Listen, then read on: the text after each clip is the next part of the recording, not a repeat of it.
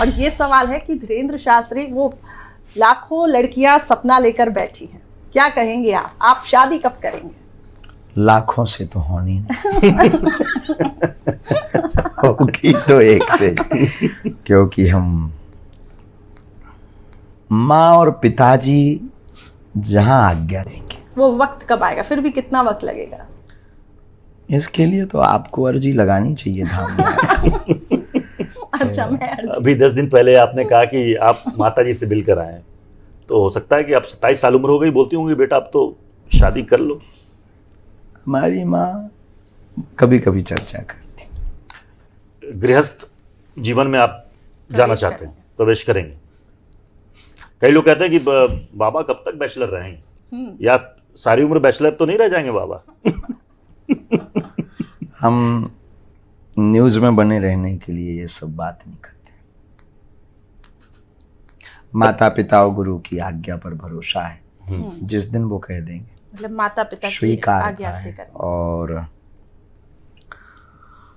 दूसरी बात यह है कि ये सब उनके हाथ में है, और गृहस्थ बुरा नहीं है, क्योंकि भगवान राम भी गृहस्थ में ही थे, उनके गुरुदेव भी गृहस्थ में ही थे, वशिष्ठ जी। तो गृहस्थ बुरा नहीं। और हमें लगता है, और हाँ, शास्त्र कहता है पहले ब्रह्मचर्य, फिर गृहस्थ, फिर संन्यास, वानप्रस्थ, फिर संन्यास।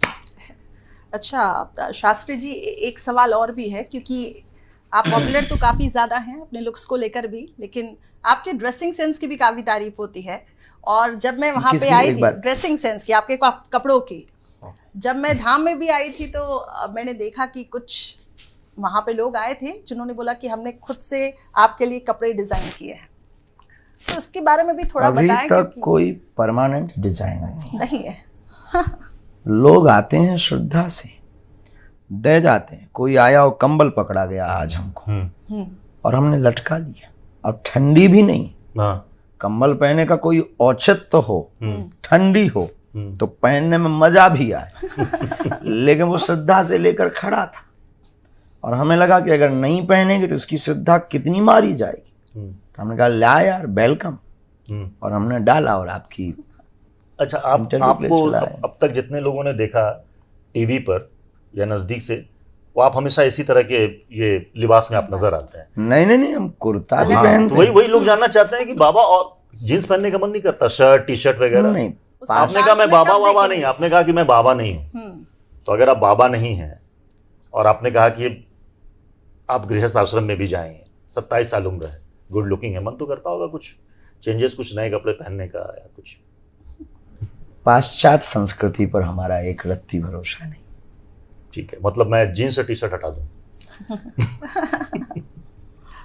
दूसरी बात, जब से ये पहना ये प्रिय लग रहा है, तो जो प्रिय लग रहा तो अब क्यों बेफिजूली में वो पहन। आप कुर्ता पजामा शर्ट कमीज ये मतलब ये पहनते हैं, पैंट कमीज आप पहनते हैं? शर्ट कभी पहन लिया, कभी पहन लिया तो पहन, कभी शर्ट, कभी टी शर्ट, कभी टी शर्ट नहीं, कभी ऐसा कोई मनाही कुछ है नहीं। अच्छा, क्रिकेट का सुनने में आया, क्रिकेट आप बड़ा जबरदस्त आप खेलते हैं, ऑलराउंडर हैं, गुगली खतरनाक। ऑलराउंडर। कभी आइए आप मैदान में। कहाँ खेलते हैं आप ये बताइए? जब मौका लगता है बैट बॉल उठा लेते हैं। अच्छा, गुगली फेंकते हैं आप? गुगली फेंकते। अच्छा, आपके पास तो कई सवालों की भी गुगली आती होगी, तो मुझे लगता है वहीं से आपको मिला होगा कि कैसे गुगली की गेंद को मारना है छक्का। कोशिश की। अच्छा, एक चीज और मैंने देखी है, आपके हाथ में हमेशा वो चाय का कप रहता है, अभी वो कहाँ गया? क्योंकि आप चाय आपको बहुत पसंद है, बहुत पीते हैं, तो उसके पीछे थोड़ा बताइए। एक दिन में कितने कप पी लेते हैं आप? गिनती तो नहीं, मांग के हिसाब से। शरीर बैठा है, बहुत ज़्यादा व्यस्त नहीं है, और थोड़ा भी समय मिलता है तो पी लेते हैं। 10, 12, 15 हो जाती, पहले ज़्यादा थी, पहले हमने सुधार किया अपने आप। अच्छा, तो चाय की याद दादा गुरुजी से वो हम मंगवाते हैं, तब तक चाय बन रही है। अच्छा, बीच में आएगा तो आप। हाँ। अच्छा, अभी आपने सीमा हैदर के बारे में सुना होगा, जो पाकिस्तान से जो आई है वो युवती, वो कहाँ से? पाकिस्तान से आई है, सीमा हैदर। वो यहाँ पर अपने प्रेमी से मिलने आई, शादी भी कर ली सचिन से उसने। सचिन कहाँ की? ग्रेटर नोएडा में। यहीं ग्रेटर नोएडा में, जहाँ हाँ, और बहुत ज़्यादा दूर भी नहीं है। और उसने जब इंडिया डेली लाइव जब हम उनसे बात कर रहे थे तो उनकी एक इच्छा थी कि वो एक बार बाबा बागेश्वर से मिलना चाहती है, उनके दरबार में वो अर्जी लगाना चाहती है, वो जानना चाहती है कि उनके जीवन में जो चल रहा है वो कब दूर होगा। वो पाकिस्तान नहीं जाना चाहती हैं, वो भारत में ही रहना चाहती हैं और वो चाहती हैं कि आप पर्ची खोलें उनकी। आप खोलेंगे? कानून के दायरे के अंतर्गत जी। भारत में आईपीसी सेक्शन की धारा है, उसके अंतर्गत ही कार्य होगा। रही पर्ची पर समाधान पाने की, तो समाधान हम सबको देते हैं, आना चाहिए, स्वागत है। बागेश्वर धाम अगर वो आती है तो पर्ची खुलेगी, बेझिझक सबकी खुलती है, तो वो कौन दुश्मन? इंसान कोई भी पूछे उनकी खुलेगी। बाकी अदर हमने कभी जीवों की खोली नहीं, क्योंकि जीव कभी पूछने नहीं आए। अच्छा, एक सवाल ये भी है, क्योंकि शास्त्री जी अब थोड़ा दूसरे सवालों की तरफ हम रुख करें। 2024 नज़दीक है, मैं आपसे बस ये जानना चाहती हूँ किस पार्टी के समर्थन में है धीरेन्द्र शास्त्री? बागेश्वर बजरंगबली पार्टी, उसका निशान है मुगदर, उसका नारा है जो राम का नहीं वो किसी काम का नहीं, vote for you my dear. अच्छा, जब आप कहते हैं कि जो राम का नहीं वो किसी काम का नहीं, आप ये भी कहते हैं कि भारत में रहना होगा तो सीताराम कहना होगा, तो बाकी धर्मों के लोग ये कहते हैं कि फिर उनका क्या स्थान नहीं है? धर्म सिर्फ सनातन है, बाकी तो मजहब है, पंथ है। ये आपकी अधूरी पढ़ाई ही तो देश में कैंसर का काम है। दूसरी बात, भारत राम का राष्ट्र है, राम के राष्ट्र में राम की बात नहीं होगी तो क्या अकबर या बाबर की होगी? ये रघुबर का देश है, इसीलिए हम सनातनी और हमारा सिग्नेचर है सीताराम। कहना ना कहना ये आपकी मजबूरी है, स्वीकार करो या ना करो ये आपकी मजबूरी। आचार्य के नाते और धर्मगुरु के नाते और भारतीय सच्चा कट्टर हिंदुस्तानी होने के नाते बोलेंगे, चुप नहीं रहेंगे। अच्छा, राम राज्य के लिए हिंदू राष्ट्र होना जरूरी है?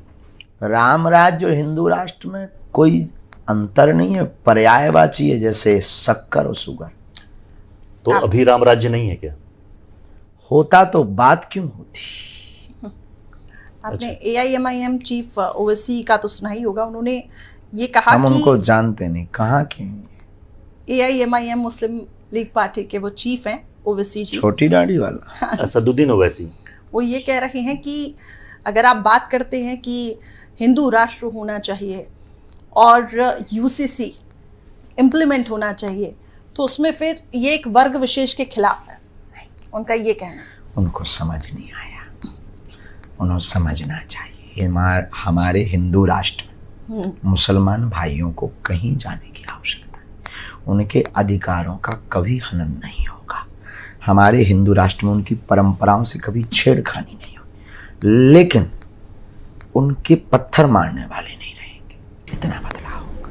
तो ये असदुद्दीन ओवैसी ने अभी ट्वीट भी किया था, अभी सावन का महीना चल रहा है, उन्होंने कहा कि यहाँ कैसे दो कानून है, एक तरफ जब कांवड़िया निकलते हैं तो सारे मटन के दुकानों को ढक दिया जाता है और दूसरी तरफ इतना लंबा जाम लग जाता है, तो ये एक दो कानून क्यों होगा? ये कह रहे हैं कि UCC को कहते हैं कि UCC का मतलब है कि भारत की विविधता को खत्म करना। यहाँ हर पंथ हर धर्म के लोग हैं, धर्म के साथ समान नागरिक संहिता का कोई लेना ही देना नहीं है, ये तो अधिकार और कानून का लेना देना है। उनकी परंपरा पर कौन रोक लगा रहा है? वो अपनी कोई ऐसी यात्रा नहीं, वो कांवड़ लेकर चले तो उनके लिए बंद हो जाएगा।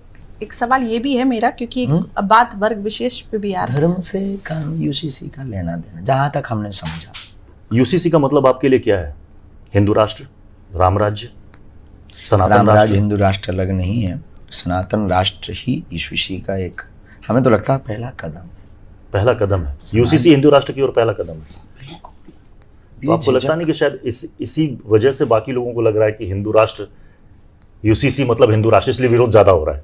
नहीं, UCC मतलब हिंदू राष्ट्र नहीं, कदम है, ये फर्स्ट स्टेप। लक्ष्य अलग होता, कदम अलग होते। तो आपके अनुसार हिंदू राष्ट्र कब तक हो जाएगा? जिस दिन भारत के 3/3 लोग मोबाइलों पर मांग की अपेक्षा दिलों में जागृति लाकर अपने अधिकार को समझकर आपके जैसे प्रबुद्ध लोग मांग करने लगेंगे, और अधिकार को पा लेंगे उसी दिन। और जो लोग इस्लामिक राष्ट्र की बात करते हैं, PFI वो 2047 में कहता है इस्लामिक राष्ट्र हो जाएगा। हमारे गांव में एक छन्नू नाई था, मर गया बेचारा, अपने आप को प्रधानमंत्री कहता था पर बन नहीं पाया। आगे आने वाले समय में आपका विदेशी दौरा भी है। 20 तारीख से। तो ये बात मुझे बताइए, क्या आप वहां पर भी जाके हिंदू राष्ट्र का आह्वान करेंगे, वहां से भी वो अलग जगाएंगे? सनातन हिंदू राष्ट्र तो यहाँ बनाना है, हाँ। विदेश थोड़ी में, वहाँ के अपने खुद के कानून। क्या विचार है आपका? हम विदेश से कभी वापस आए ना इंडिया। अच्छा, आपके दरबार में हमने देखा कि कई मुस्लिम भाई भी आते हैं आपके दरबार में, आना और सामने वाली पंक्ति में बैठे भी रहते हैं। और आपने कहा कि हमारे मुस्लिम भाई भी हैं, देखो हमारे दरबार में आ रहे हैं। एक हितेश्वर नाथ हैं, वो कहते हैं कि बाबा के दरबार में मुस्लिमों का क्या काम, हनुमान जी की कथा में उनका क्या काम है, बाबा उनको क्यों बुलाते हैं? वो कहते हैं कि मुसलमान ना कभी मित्र था, ना है, ना कभी रहेगा। हम बुलाते नहीं हैं, आ जाते हैं, किसको मना करें। और हमारा सनातन तो सबको गले लगाता है।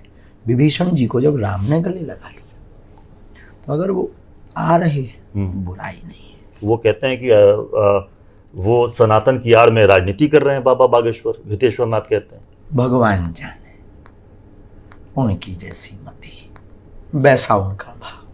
आपका मतलब आपके दरबार में, आपके सनातन में सबके लिए दिल खोल के स्थान, बेझिझक, क्या दिक्कत है? घर वापसी जितने लोग करें उतना अच्छा। तो आप उनको हनुमान चालीसा पढ़ने के लिए कहते हैं? और मुस्लिम अपनी भाइयों को बात कहनी चाहिए। हनुमान जी के भक्त हैं हम, और हनुमान चालीसा की पाठ की बात नहीं करेंगे तो क्या उनका वो 5 बार वाला कहेंगे क्या? अच्छा, आपके मुस्लिम मित्र भी हैं, उनके बारे में भी मुझे जानकारी लगी। तो उनके साथ कैसा रहता है तालमेल, मतलब शुरू से ही?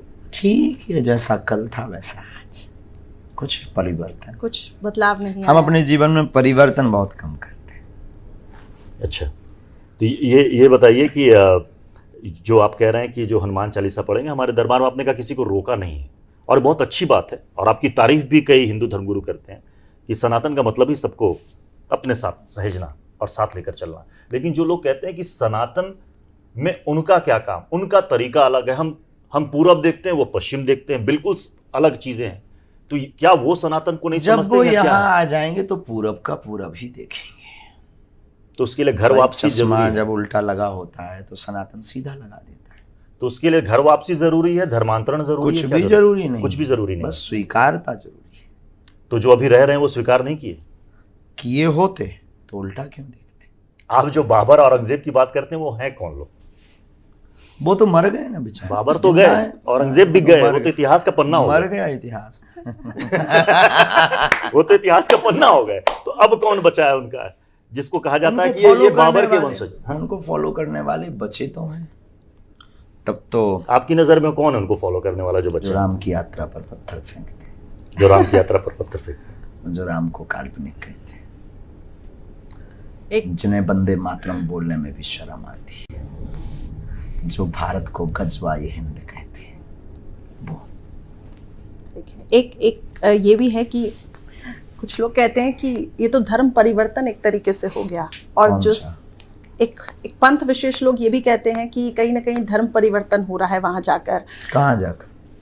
बागेश्वर धाम जब आते हैं, कोई ना कोई इस तरीके के, जब हिंदू राष्ट्र की बात होती है, अलग अलग मुद्दों की बात होती है, आपके चाहने वाले काफ़ी हैं, लेकिन कुछ ऐसा विशेष वर्ग भी है जो ये कहता है कि कभी कभी ये थोड़ी पब्लिसिटी के लिए भी हो जाते हैं। आप उन लोगों को क्या कहना चाहेंगे? Same to you. एक शब्द में सेम टू यू। अच्छा, एक बार एक हाथी जा रहा था जी, कुत्ते भौंक रहे थे, हमने कुत्तों से बात की, हमने कहा भाई तुम भौंकते क्यों, क्या दिक्कत है? कुत्तों ने कहा हमें हाथी से कोई दिक्कत नहीं, हाथी के सामने ये जो हाथ जोड़कर खड़े होते हैं इनसे दिक्कत। तो हमने कहा मैं बहुत बेहतरीन। फिर हाथी से पूछा कि तुम जवाब क्यों नहीं देते? बोले लोग हमें पागल समझेंगे, कोई हमारी पूजा नहीं करेगा। तब हमने कहा शाबाश बेटे, तुम बड़े चलो। एक कादरी साहब हमारे चैनल में आए थे, उन्होंने कहा कि ये सब कुछ एक पॉलिटिकल एजेंडे के तहत हो रहा है, और बाबा बागेश्वर जो हैं उनका रिमोट आरएसएस के पास है। अभी तक तो गया नहीं किसी के हाथ में। ना हम किसी के साथ ना किसी के विरुद्ध। आपके पास सभी पार्टियों के नेता आते होंगे? आना चाहिए। धर्म के पास नहीं आएंगे तो क्या अधर्म के पास जाएंगे? आप किसी पार्टी के नहीं? बजरंग बली की पार्टी। एक पार्टी आपने बताया बजरंग बली की पार्टी, आदिकाल की, आदिकाल की पार्टी। आप उन्हीं के साथ हैं? रहेंगे। अच्छा, एमपी में कमलनाथ जी भी आपसे मिलने आते हैं, शिवराज जी भी आपसे मिलने आते हैं, और एमपी में चुनाव भी है। भविष्य तो आपको पता है, पर्ची आपके पास है। अपना विषय है, सनातन का हमारा कोई विषय नहीं उससे लेना देना। कभी आप